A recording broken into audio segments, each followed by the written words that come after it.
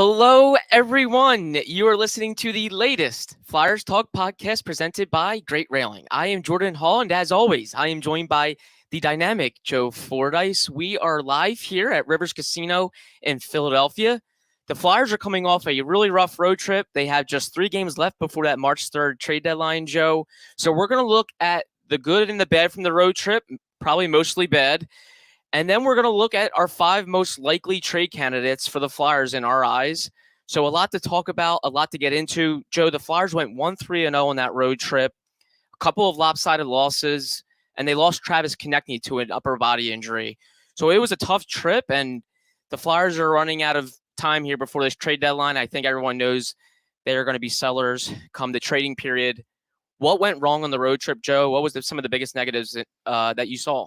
Well, here's the thing. There's such a fine line between the road trip being bad and salvageable. And that fine line really came down to Connor McDavid in the third period last night because the Flyers looked like they had a great chance to win that game. And if they win that game and all of a sudden you come back with 2-2 and you salvage what started awful with Seattle and Vancouver, and then you get wins over Calgary and Edmonton, I think you come back from that road trip with a whole different feel than the one that you have now. And the one that you have now is we played, everyone said that was the worst game of the year, the one in Seattle. Vancouver played better. The score didn't look better. You lose Travis Konechny. And then the Edmonton game, discipline becomes a problem, which was everyone's main focus heading into the Edmonton game because everyone knows you can't put that Edmonton team and the star power that they have on the power play. The Flyers did it 4 times last night, and they scored 2 power play goals. But really at inopportune times. I mean, the 4-minute penalty on Lixell last night really hurts. Obviously, with them being able to score in the first part of it, continue the power play, you really put yourself up against it with those guys. And really, when you look at the 2 games against Edmonton in the last 2 weeks, I feel like it was a matter of time, like a ticking time bomb, that Connor McDavid was going to have the kind of period that he had in the third period last night with the assist and what ends up being the 2 goals with the empty netter. So really, I think that's what concerns me, is that the main focus came back to be what really did them in the end, at least in last night's game. And then, the lull in effort to start the trip when you had lost to Seattle on your home ice the previous game, that to me was concerning. And, you just breakdowns, turnovers, things that would drive this coach crazy. And then he kind of brings them back around for the Calgary game. They get that win. Then the first 2 periods last night, they show fight. And I mean, what are you going to do? Connor McDavid does that to every team in the league. But I would say the careless sort of play with the puck and the discipline last night, those are the 2 concerns for me, the 2 takeaways when you look at this road trip as a whole. It got off on such a bad foot with that game in Seattle, and then suddenly everything's uphill from there. Like, you're just trying to, what you said, Joe, salvage the road trip. And the game against the Oilers, I thought it was a pretty commendable effort through the first 2 periods. Edmonton's the most lethal team offensively in the entire league. They have the 2 best players in the world, and that team had only 10 shots through the first 2 periods. Yeah. I did feel like they looked a little bit disinterested in the first half of that game last night. Yeah. I mean, the first Flyers goal, to me, it looked like Leon Draisaitl just stopped playing on that play, and it led to the wraparound goal. I mean, so a little bit of that too. Yeah. But yeah, I mean, it's you have to give the Flyers credit to hold that team to that many shots. And really, I think in the first period, there was only 1 attempted shot between McDavid, and Draisaitl, and that was like a deflected shot that then like tipped Carter Hart's glove and went out of play. So it really wasn't the opportunity was high leverage, but once a defenseman gets a stick on it, I mean, you didn't really have a threat from those two. And any period you can get through without a threat from those two guys is a good thing. But I mean, obviously, like we said, that was just, it was waiting and it was lurking, and you can't give those guys too many opportunities. And the stark contrast from the previous matchup with Edmonton was that the Flyers actually stayed out of the box completely, didn't give them one power play opportunity, which gave them a real chance to win. And they did a 2-1 shootout victory at the Wells Fargo Center 12 days ago. This time, it's tough to do that twice. I was saying it before that it's one thing to keep Edmonton in check once. It's another thing to do it 2 times. They were bound to go on some power plays, and they were bound to score. And what made it even taller of an order for the Flyers is that they didn't have Travis Konechny. And to me, that's the biggest negative on the trip, Joe, is that Konechny just looks like he's going to go on another run. Another one of those streaks where he's all over the place offensively and he's looking like a star player, and then he gets hurt in the Flames game. And he comes home, he's going to get reevaluated here in Philadelphia. It's an upper body injury. We'll see how serious it is in a couple days. But for a team that struggles to score and feeds off his energy, to me, that was the biggest negative, is that you come home limping and it's your best player. And the Flyers just can't afford to lose Travis Konechny for any period of time. They need his offense. They need his energy. And I think they really felt that in the Edmonton game without Konechny. He's now an all-situation guy. He kills penalties, and maybe he gets you another goal there, and suddenly you have a little more breathing room rather than a 2-1 lead where you're just kind of clinging to it. So losing Konechny hurts, and now the Flyers are going to see when they can get him back and how they respond. They have a back-to-back coming up here, Joe. Montreal on Friday at home, and then New Jersey Saturday on the road. What are you looking to see from them in those 2 games? And if you had a positive over the road trip, if you saw a silver lining, what was it? Well, I mean, to me, the silver lining is how they came out in the Calgary game. I mean, they answered the bell. I mean, Sam Ersson, I don't know how you could say anything but positive about him. Now, the Flyers really had some lapses in that game, that Calgary game defensively, and Ersson covered up for a lot of them. There was just far too many odd man rushes and things. And I mean, guys like Huberdeau, Kadri, I mean, they messed around a little bit too much with some of the high-end talent on Calgary, and because of Ersson and because of some missed shots, they got away with it in that game. But really, like, they responded, and it was a hard-fought win. Calgary comes back to tie the game, and then Tortorella calls the timeout, and then Allison gets a really like a hard-working goal, and I think John Tortorella called it. It was a hard-fought win for them. And considering how the road trip started, hard-fought win would have been one of the last things I would have expected from that Calgary game. Yeah. So that to me was the positive, and that was the silver lining from the road trip, is that the response factor was there. And I know Konechny got the scoring started in that game, but he missed he missed crunch time in that game, and they were still able to do it without him. So that would be my silver lining for the trip overall. It at least got better. And that was I thought a very big positive, that it got better. They were way more competitive in the final 2 games against a couple of good teams that are fighting for the playoffs. And Joe, in my mind, one of the biggest silver linings is Samuel Ersson. It like, again, continues to take advantage of the opportunity when he gets in net. He's 6-0, and he looks really good. Now, it is incredibly early. I saw Keith Jones had some great perspective on how early it can be when you're judging a goaltender in his career. He was excellent on Post Game Live about that.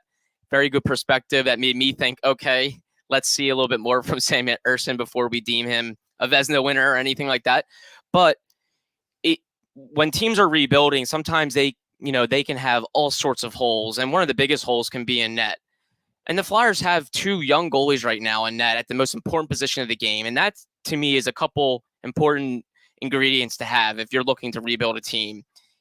23-year-old Sam Ersson, who looks like he could be something, and 24-year-old Carter Hart, who's having a bounce back year. So the Flyers at least have that going for them in net. They'll have good decisions moving forward in net.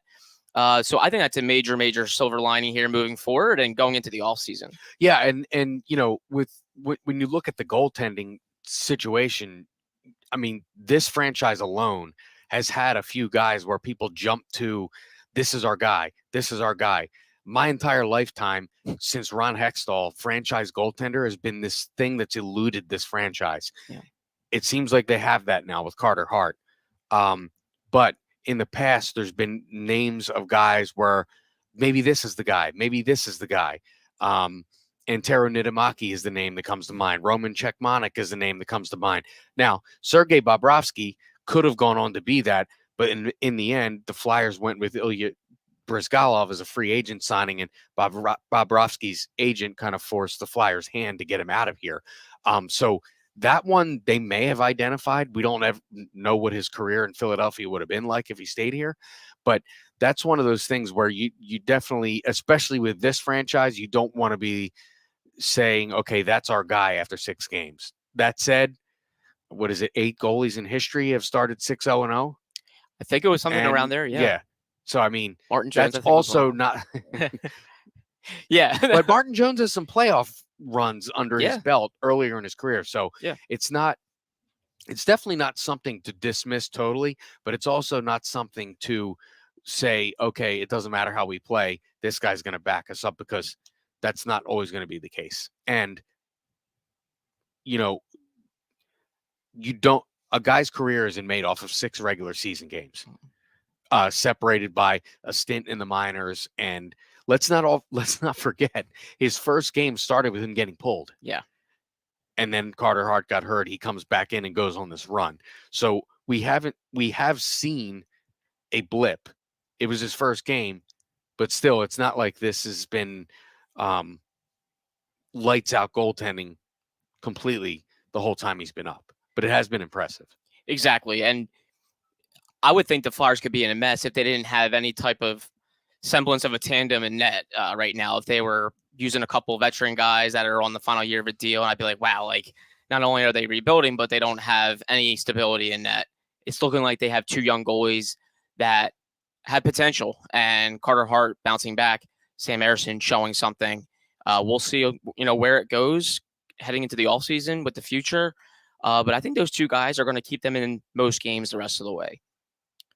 Flyers Talk is brought to you by Great Railing. Stop into Great Railing for the highest quality and lowest prices on all your railing, decking, and fencing needs. Well, Joe, let's get into the trade topic. We're going to look at 5 candidates, guys that we think are most likely to be moved, starting with 1 to 5. I would be stunned if the Flyers aren't selling off pieces. Now, I don't know how many moves they're going to make. I don't think it's going to be a real big-time blow-up at the deadline. I think maybe some louder moves could come in the summer, which you have a little more flexibility to move guys, and you're trying to reshape your roster probably a little bit more. And contending teams are probably looking to do more. Yeah, I think contending teams at the deadline aren't looking to subtract a ton. Typically, they want to add without giving up too much because they like their team, but they want to make it better. But we'll see what the Flyers do. They definitely have some candidates that should be moved and probably will be moved. Joe, in your eyes, who is the most likely guy on this roster to be moved come March 3rd? Yeah, I think we're going to agree on this one. It has to be James Van Riemsdyk. I mean, last year of his contract, which is attractive to suitors. He can help teams' power plays, which you can never have enough help on a power play for a contending team. He's a guy that's a net front presence. And he's not really shown it this year, but we know he has the potential to go on runs of goal scoring. He's a streaky player. So I think that, to me, is something that any of these teams out there will be looking at. And because of his salary, I don't think you're going to have to give up a ton for him. It's probably a 4th or later round pick, you would think. So to me, that's a small price to pay for a guy who can really help your power play and be a disruptive presence in front of the other team's net, especially if you have defensemen that are active in quarterbacking power plays and playing, getting involved offensively. I think that JVR is an ideal fit for any team like that. I agree, Joe. Expiring contract, as you mentioned, he's making $7 million. That's his cap hit right now. I think the Flyers are probably going to have to eat some of that. which could help them get a decent return. I think they can maybe look for a third round pick, something around there. And I think there's a lot to like with James Van Riemsdyk. Like, I really do. Over 70 games of playoff experience. He could jump probably right onto a top unit power play and help you there. And he's a pro. He is a real pro. So teams are going to know what they're getting with this guy. A guy that's been there. He's scored 30 plus goals twice. Has almost had 4 30-goal seasons if you look back on his resume. And I would be stunned if he's still here after March 3rd. It just seems like the most likely guy to move.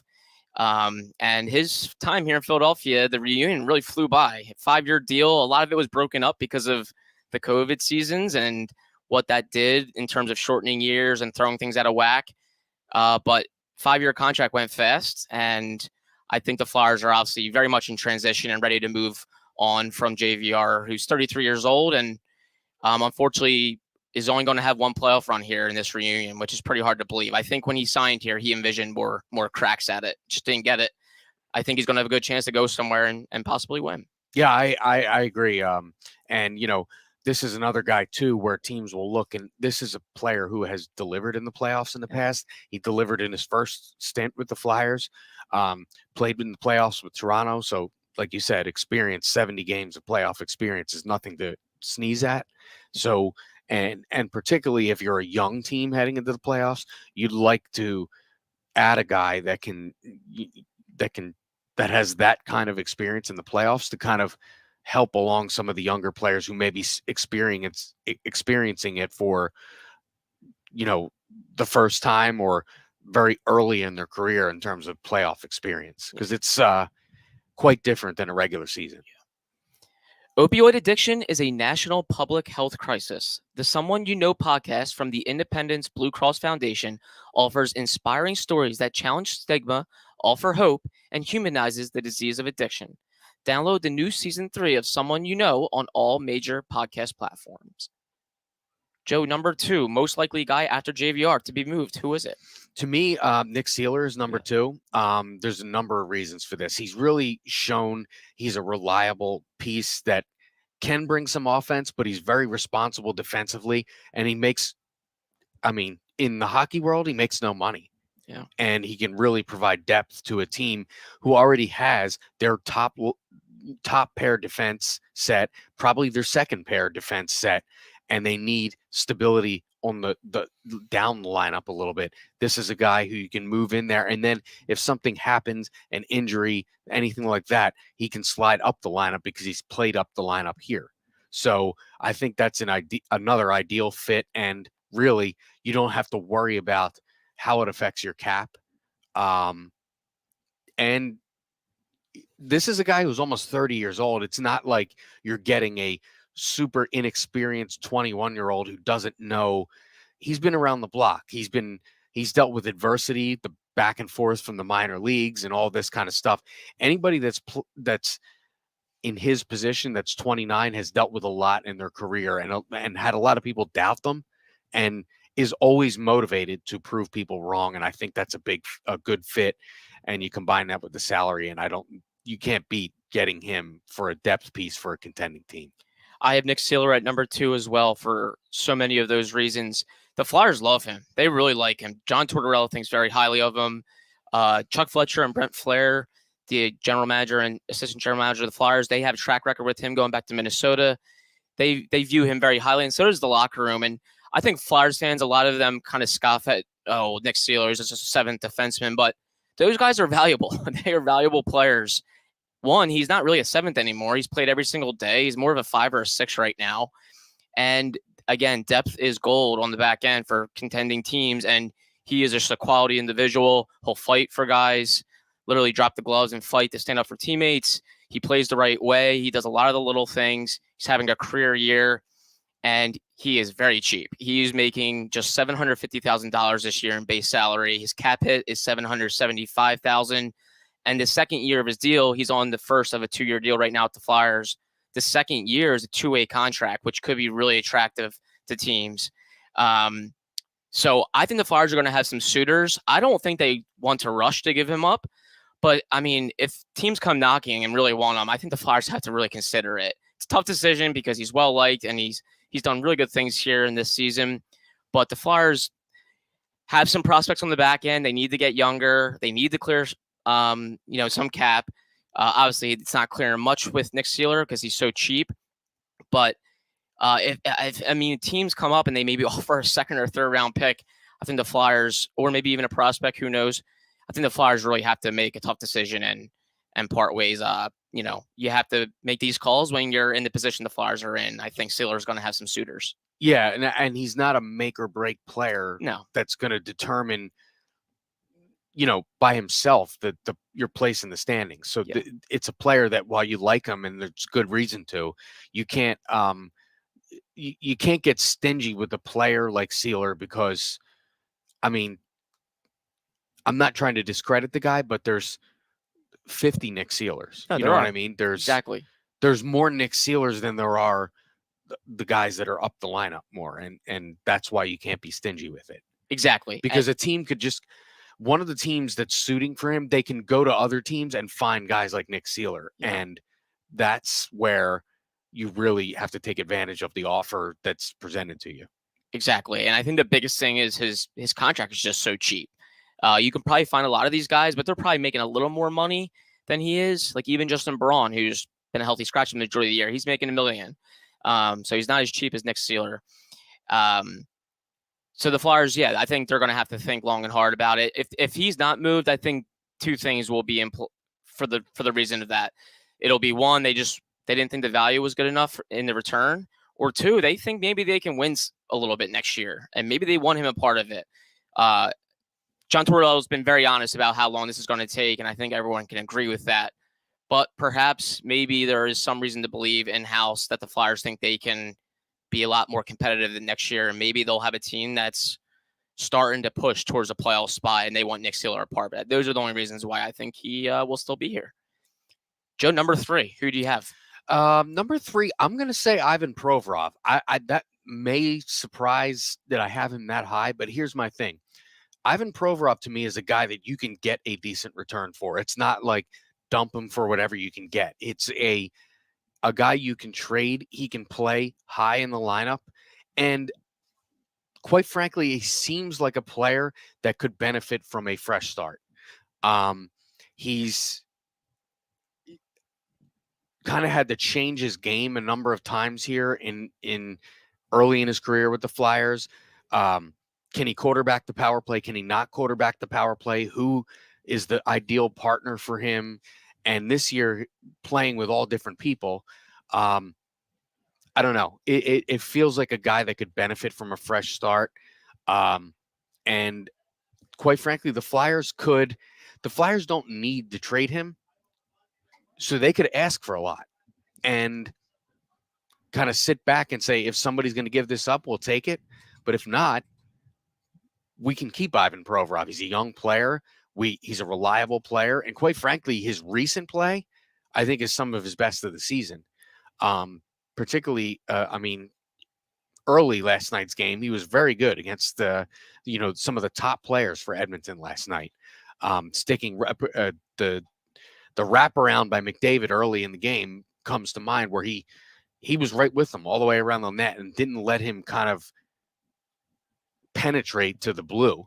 And that's some of his best work. And to me, see what you can get, because I'm not sure Ivan Provorov is in his prime years when this team's ready to contend again. So don't be in a rush to trade him, but if you're looking for a return, I think he might get you the most of anybody on this roster that you're looking to trade at this point in time.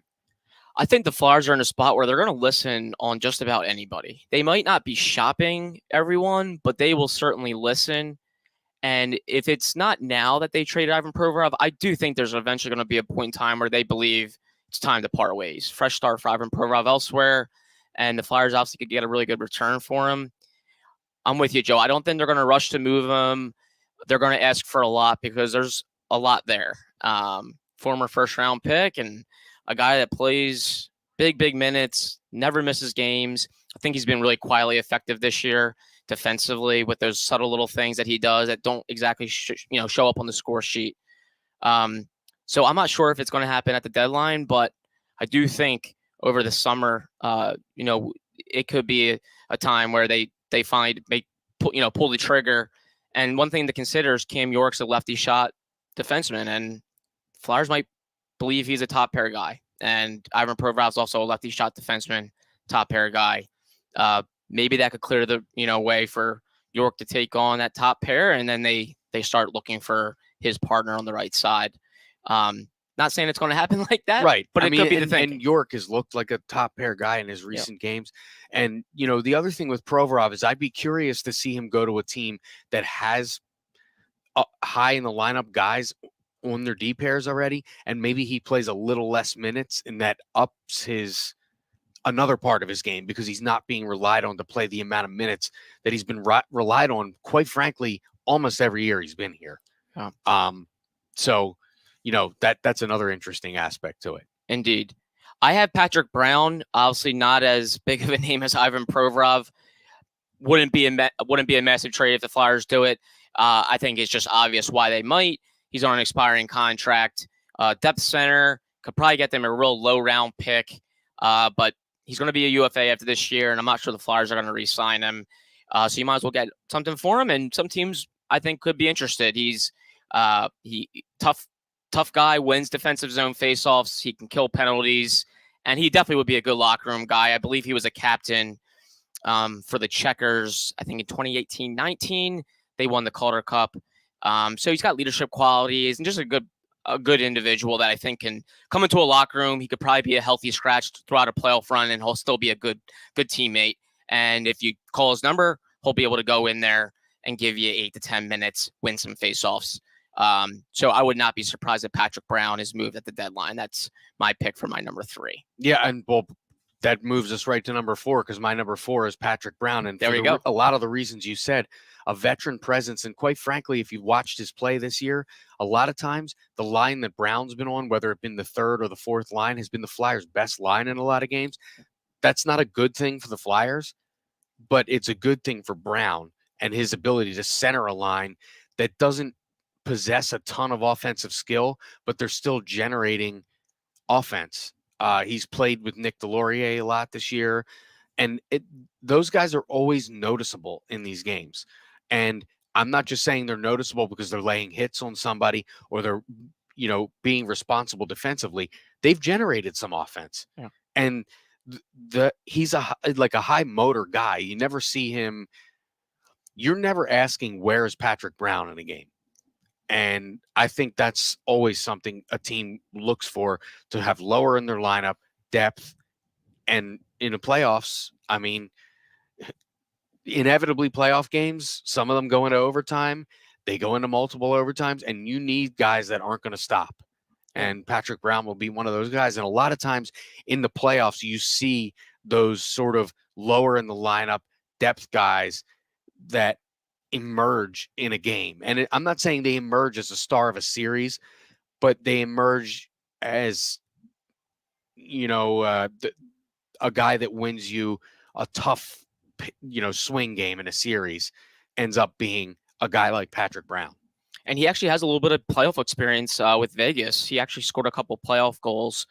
So he's got some experience there. And I agree, Joe. He seems like he's always noticeable just with how hard he plays. And it's exactly what you want in a fourth line center.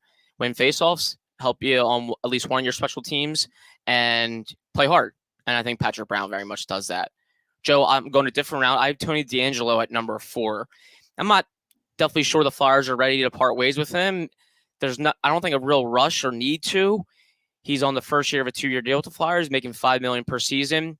But the Flyers do have a ton of money committed on defense. And if they want to clear cap for the offseason, I think DeAngelo is a possibility because he is making $5 million. And I think there's a lot to like. He's leading the Flyers defense in points and goals. He's a puck mover. He can play on the power play. And he had a great year the previous season with Carolina, a playoff team that was contending for a cup. And he did all the right things. He was a good teammate from all accounts, and had a great year there. So I think some teams will be interested, and I think the Flyers should be open to listening, because you have to wonder if he's going to be here when they're contending again. So a good chance he might not be, and they do have some depth, some puck movers on the back end that are younger that eventually I think could play a role that Tony DeAngelo plays. So I think they're going to listen on Tony DeAngelo, and I do think teams will like him. And credit to Tony DeAngelo, I think he's been a really good teammate this year. I've heard nothing but good things. When I've talked to him in the locker room, he's been an accountable guy all year. Teammates seem to like him. I think he's really, I do think he's turned a corner from his earlier days, obviously, where a lot of things happened and people really wondered if he would ever play again in the league. I think he's a good guy that I think a lot of teams would welcome in their locker room for a playoff run. Yeah, and as we move to number 5, DeAngelo is going to be my number 5. Yeah. And I know he's making money and he's a little bit of term, but it's a short deal. Yeah. It's not like somebody's signing up for 5 more years at $5 million per or anything like that. And again, if we're talking about Cam York as your top power play guy, a top pair guy, if DeAngelo's not your quarterback for your top power play, it's probably not a good fit for him. I mean, a team that's going to have him, they're probably going to have him in that role. Yeah. And if the Flyers want York to play that role, then that could make DeAngelo expendable. Yeah. And, that's not a team that is going into the playoffs that doesn't like their power play. He can totally change their whole power play. And particularly a team that doesn't have to rely on him being great defensively, because I think we all know what DeAngelo is. We know he's good on defense sometimes. He has lapses some other times. He generally is always good at generating offense. Yeah. And he's not afraid to do it. So that's I think it's, and I do think with there only being one more additional year, that's an attractive, it's a short deal. And I think he can really help, and the stuff you brought up about him being a good teammate and kind of turning a corner, I think other teams noticed that. I mean, he had his issues in New York, and when things happen in New York, everyone notices. So I think that's what a lot of people would associate DeAngelo with the New York years, as opposed to the 1 year he played for Carolina, which really was his best year as a player. I still think people would go back to the New York year. And then if you couple the New York years with what he's done this year, you can kind of see the turning the corner, and that he's, got that side of his game where he can reshape a power play that might be struggling. And Travis Sanheim's new deal kicks in next year, and they're paying him good money. And I think eventually they're going to want him on a power play too, to show his offensive side and really play in all situations, earn the money that he's making. So you have some options there for power play guys. And like you said, Joe, they didn't commit a lot of years to Tony DeAngelo. And I think there was a purpose behind that. They wanted to have the flexibility with just 2 years where, they're not committing long-term to him just yet. If he came in here and knocked the door down and looked like a stud, then they could, re-sign him. Or if they realize they need to reshape things on the back end and continue to think about the future, they could let him walk or potentially move him. Catch all the sports action and more at Rivers Casino Philadelphia. Whether it's the money line or the pass line, there's something for everyone, including a great sports book. Rivers Casino Philadelphia. Philly loves a winner. Gambling problem? Call 1-800-GAMBLER. So, Joe, you went with DeAngelo at number 5, a real good one. For me, I have 2 guys at number 5. I'm going to say Ivan Provorov's 5A, Kevin Hayes 5B. I don't think either of those 2 are going to get moved. If I had to pick one that I would predict get moved, it would be Provorov. But there's been some buzz about those 2 guys. They make a lot of money. Kevin Hayes is one of the team's highest paid forwards. Provorov, highest paid defenseman. And the Flyers are very much in transition. They don't know when they're going to contend again. They're looking to get younger. They're looking to clear cap. And potentially, that would require moving some of your better players that are getting a little bit up there in age and make a lot of money. I still think Kevin Hayes can be a part of this moving forward. I think he's very much in his prime, a 30-year-old center in his prime. But the biggest thing will dictate where the Flyers are, come next year and the following year as he gets older and obviously as he makes a lot of money. But if they can contend or at least start making strides next year or the following year, I just don't know why Kevin Hayes can't definitely be a part of this. But I think they're going to have some guys that are going to be calling on both those players, and I think they're going to be willing to listen. They have to be. Well, so I should say, if somebody is calling and willing to take Hayes' contract in full, which is highly doubtful, Yeah.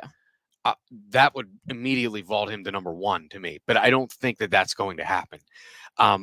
We've seen him have differences with the coach this year a number of times. And, he hasn't hidden the fact that he wasn't happy about it. He didn't, a lot of times when a guy gets benched and then they're asked about it, they, try to say all the right things.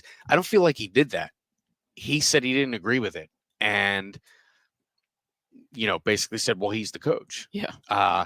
So when you couple that with the salary and the Flyers, I think, would definitely be listening on him. It's kind of hard to shop. Hey, we have this guy that's making $7.5 million a year, and he's got term left on his deal. Do you want to take him from us? That's not really a shop. You're going to have to take some of that. Yeah.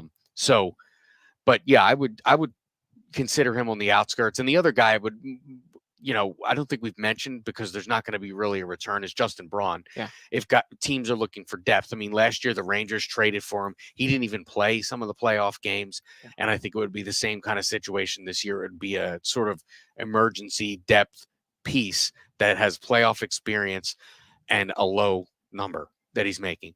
But really, if you get anything for Braun this year, and he's not playing a lot, so would be a bonus. And I think that's why we didn't include him on his list, because you're not really getting anything for him in the situation this year as opposed to last year when they were able to get a higher round pick for him. Last season, they had so much instability on the defense that Justin Braun was playing top pair minutes, and they were able to sell him real high to teams. They got a 3rd round pick for him because they were able to say, this guy's playing 20 minutes a game, rich with playoff experience, can help you this year. It's tough to sell him high when he's not playing. And with Kevin Hayes, a reason you probably want to listen on him, and perhaps the Flyers might look to move him, is that he's having a career year. A year after a year where that was ravaged by injuries for him and personal things off the ice.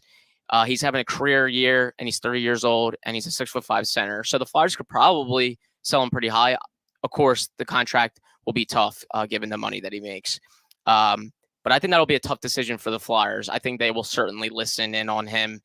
And I think a big thing is his relationship with John Tortorella. I think Tortorella and Hayes both respect each other, but they have certainly butted heads. And you can tell Tortorella isn't exactly fond of some of the aspects of Hayes' game.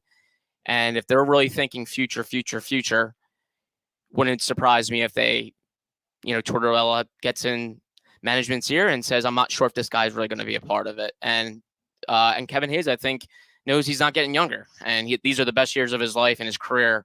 I think he'd be open to going somewhere too. As much as he likes Philadelphia, I think he really would be open to playing in the playoffs again and seeing if he can help a team that's ready to win now. I think there might be a little bit of that at play with DeAngelo too, with the coach. And, we've seen issues with it, a couple times this year with him, and you can see why. I mean, there's breakdowns in the defensive zone sometimes. There just is, and we all know that. But while we all know it, all coaches aren't going to put up with it, and Tortorella doesn't seem like a guy that loves that so much. And although he did tweak his system, now he wants a defenseman up in the offense, pushing the offense. So DeAngelo is that kind of player. I'm just saying that could be a factor with DeAngelo too, as the deadline approaches, is that, they haven't seen eye to eye, Tony and the coach this year at a number of different occasions. Definitely something to keep an eye on. And I think just about everything is going to be on the table for the Flyers. That's what should make this trade deadline interesting. We'll have it all covered here on the Flyers Talk podcast. 2 games coming up this weekend: Montreal at home, Jersey on the road. Both games on NBC Sports Philadelphia. Joe Fordyce right here will have Flyers pre and post game live for you. Joe, thanks so much. Great seeing you. Great chatting with you. We look forward to covering the remaining games before the deadline and all the action that will come with it. A big thank you to Tom Feiner, our video producer and guru, and Ben Berry, our podcast producer and guru. And Flyers fans, of course, as always, thank you so much for listening to the latest Flyers Talk podcast presented by Great Railing. Wherever you get your podcast, please rate and listen, and we can't wait to talk to you next time.